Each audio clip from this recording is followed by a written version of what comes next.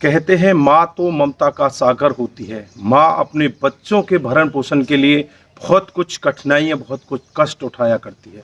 लेकिन आज की जो मैं कहानी बताने जा रहा हूँ, इसमें एक माँ अपनी नवजात शिशु एक दिन की बच्ची को हॉस्पिटल में छोड़कर रात को ही फरार हो जाती है। लेकिन 20 साल बाद जब वापस उसी हॉस्पिटल में आती है तो उस हॉस्पिटल की जो नर्स होती है उसे पहचान लेती है और उसे पुलिस के हवाले करती है।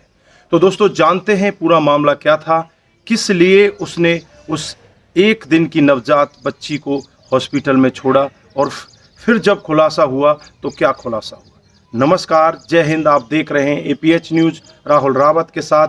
तो दोस्तों, आज की जो हकीकत की कहानी है गुजरात के वडोदरा की है। गुजरात के वडोदरा में एक सरकारी हॉस्पिटल में एक दिन रात को करीब 10:30 बजे के करीब एक महिला हॉस्पिटल में आती है और उसको बहुत तेज दर्द हो रहे होते हैं। डॉक्टर बिना कुछ देरी के उसे अंदर ले जाते हैं और थोड़ी ही देर बाद वो एक बच्ची को जन्म दे देती है।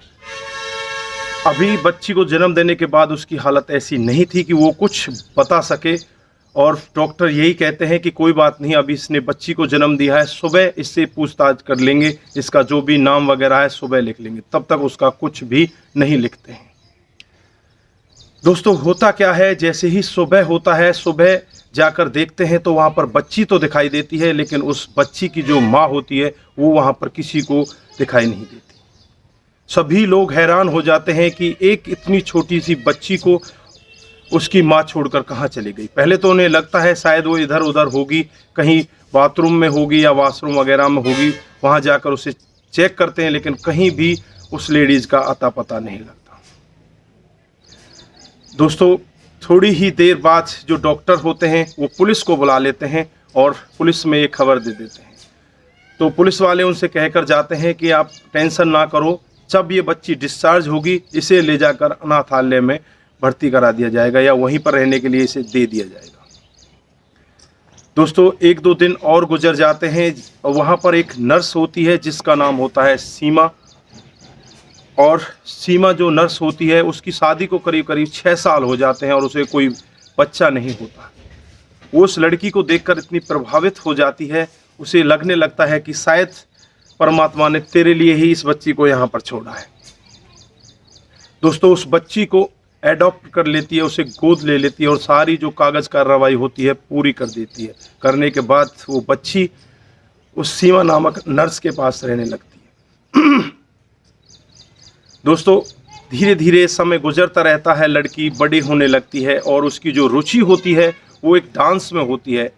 और जो उसकी माँ सीमा होती है उसे डांस कंपटीशन में भर्ती करा देती है और वो डांस की क्लास लेने लगती है। धीरे धीरे वो अच्छा डांस करने लगती है और कई प्रतियोगिता में वो जीत भी जाती है।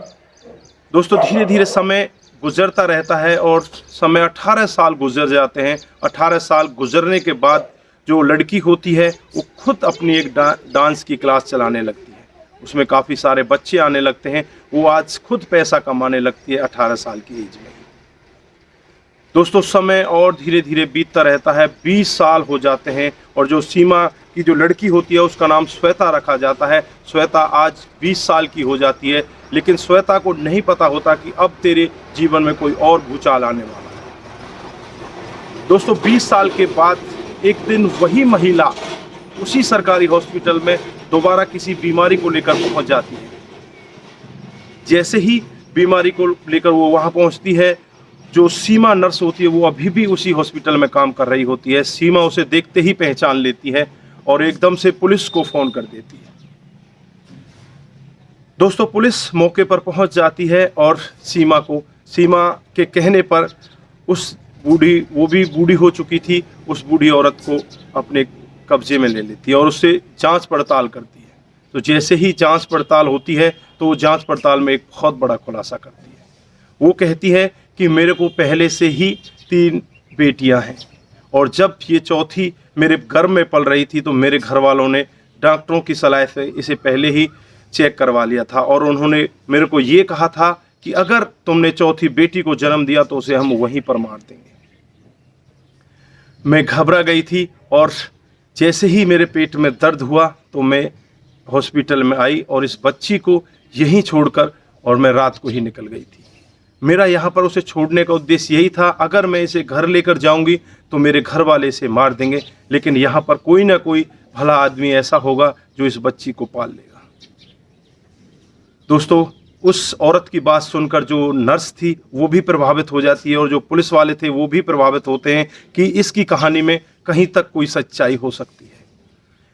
दोस्तों, जो नर्स होती है सीमा, वो अपनी बेटी श्वेता को फ़ोन लगाती है और फ़ोन लगाकर श्वेता को हॉस्पिटल में बुलाती है। जैसे ही श्वेता हॉस्पिटल में आती है और श्वेता को बताया जाता है कि तुम्हारी असली माँ ये है, मैं तुम्हारी असली माँ नहीं हूँ।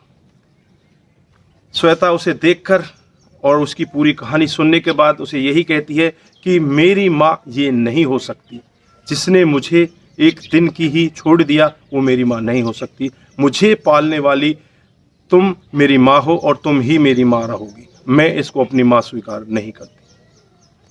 दोस्तों, श्वेता ने भी अब उसको अपनी माँ स्वीकार करने से मना कर दिया और सीमा उस बच्ची को पाकर एकदम इतनी प्रभावित हो जाती है और वो बहुत खुश होती है कि मैंने जिस बच्ची को पाला है आज वो मेरे लिए अपनी माँ को भी छोड़ रही है। और छोड़े भी क्यों ना, क्योंकि उसने जन्म तो दे दिया, लेकिन जन्म के बाद जो पूरे उसको बच्चे से लेकर बड़ी करने तक जो पालना होता है, सारा काम उस सीमा नर्स ने किया था।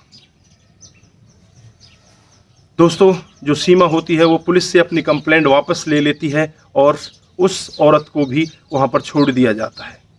तो यहाँ पर आप क्या कहना चाहेंगे, जो इनका मिलाप हुआ ये एक संयोग था या भगवान की कोई ऐसी करनी थी कि इनको मिलना ही था?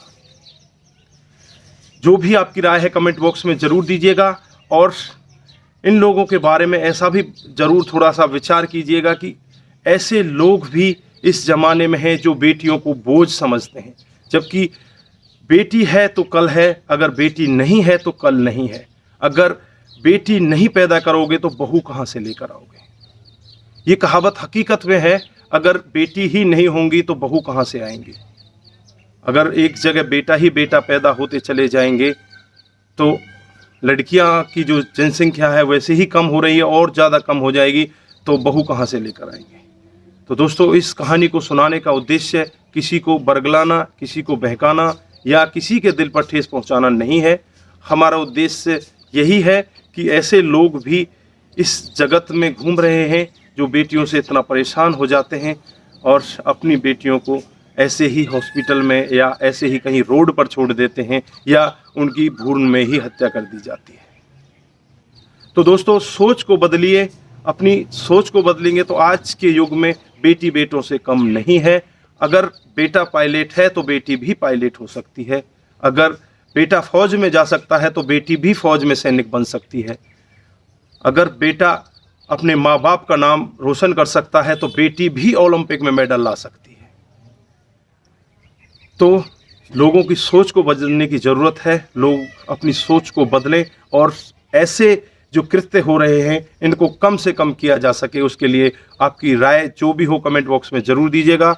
आज के लिए बस इतना ही, फिर मिलते हैं किसी नए मूड के साथ। तब तक के लिए आप अपना ख्याल रखें, अपने परिवार का ख्याल रखें, सतर्क रहें, सावधान रहें। नमस्कार, जय हिंद, जय भारत।